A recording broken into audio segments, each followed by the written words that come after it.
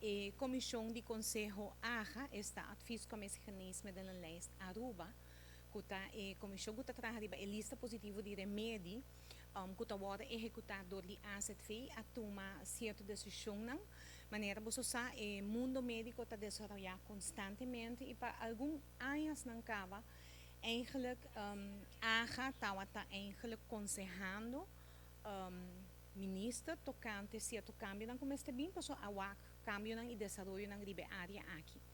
E o que também sucede basicamente está que nós há período transitório de 2 lunas, de qual essa aqui agora estendida depois, e o cambio também toma lugar a 1 de abril, então está assim que toda gente agora recomendar na luna de dezembro, nós como AZV e AHA a recomendar para tomar nota de algum cambio que vai ter.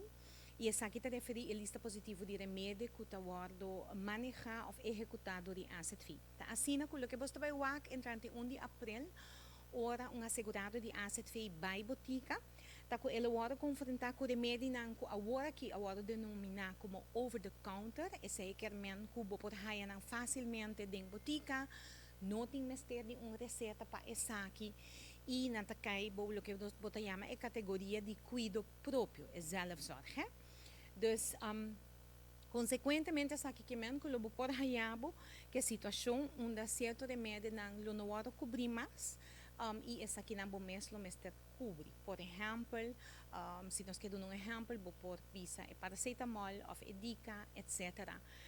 Seita opção. E outro cambio mais grande que vai ter, que você vai remédio que está prescrever via receita de doctor, pero que tampouco não pode cobrir de AZV. E para essa aqui, AZV percurar para ter uma lista arriba no nosso website, então se você vai arriba www.azv.aw, loboruak, lista de remédio completo, na onda não está dando o nome de substância ativo que tampouco pode cobrir, então ora eu vou tomar nota disso aqui. Dus é importante que o remédio não está prescrevido via receita de doctor, pero que não está cobrido de AZV, e sem botica lo pode cobrar, ora é uma tarifa para assim eu vou receber essa aqui.